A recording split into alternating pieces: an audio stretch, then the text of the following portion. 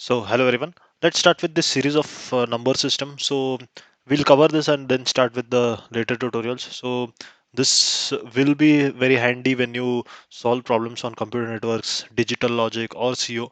So, everywhere. So, we'll cover the basics that is needed to solve the questions. So, let's start. So, initially we had this. We have number systems like when you come, we have base 1, base 2 binary number system. We know, right? Base 2. So we have this different number system. So if we see,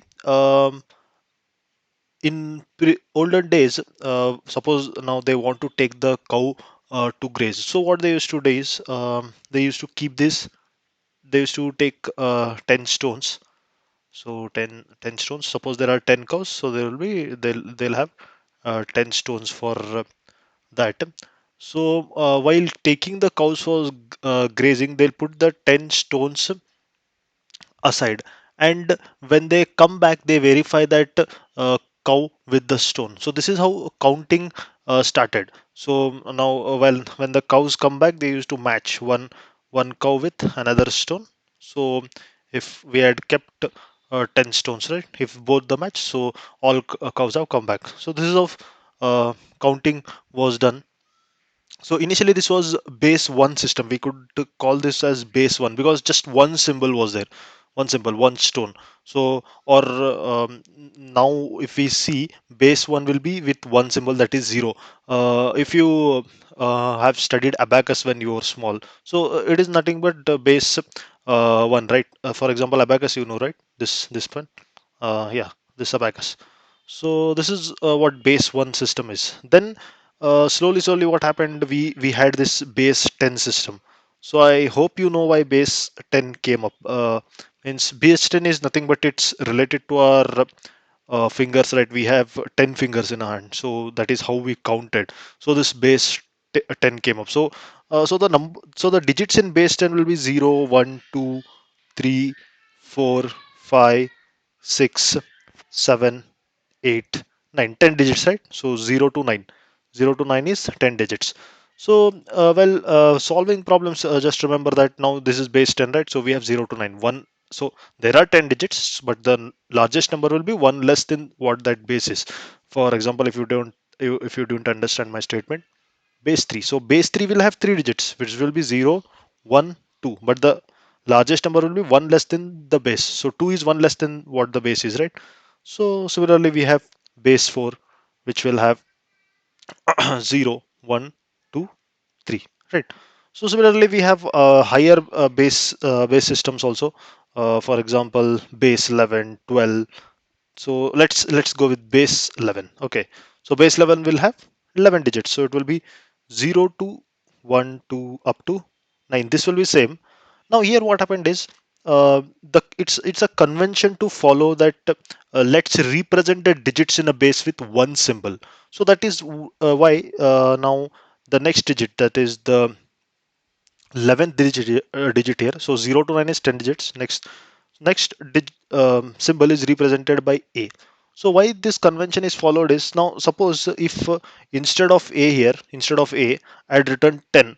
The thing is, when you deal with numbers, you get confused because you have already 0 and 1. So if you have a big number, you'll be confused whether it's 0, 1 or 10.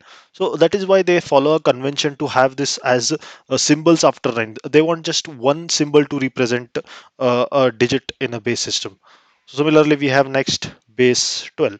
So base 12 will be, again, it will have 12, 0 to 1, 2 up to 9. So these are 10 digits. So this will be 11 and 12. This is base 12.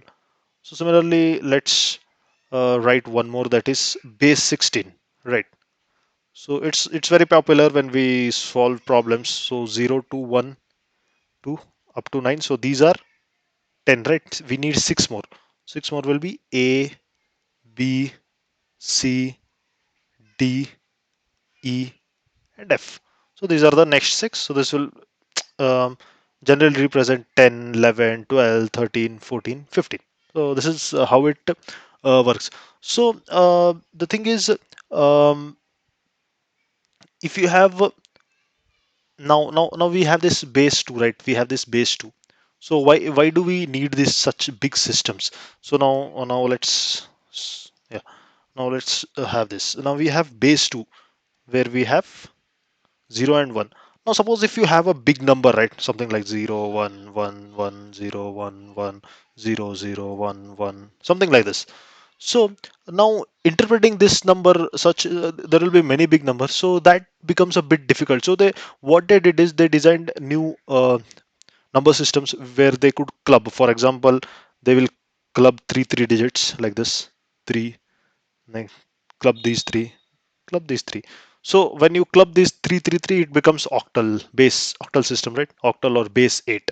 Similarly, you can even club 4.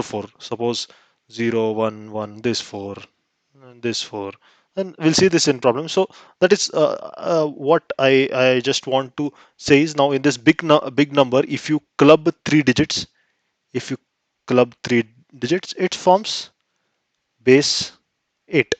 So if you club four digits, what does it become? Base 16.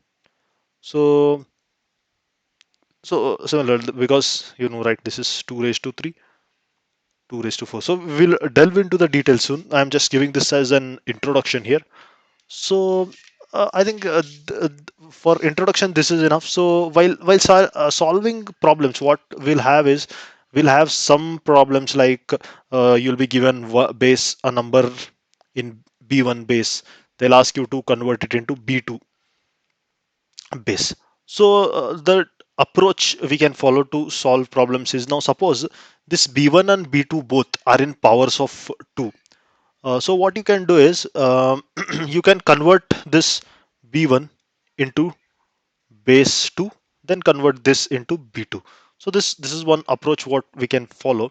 Now if suppose B1 and B2 bases are not the powers of 2, so what approach we can follow is convert this into base 10, then convert it into B2.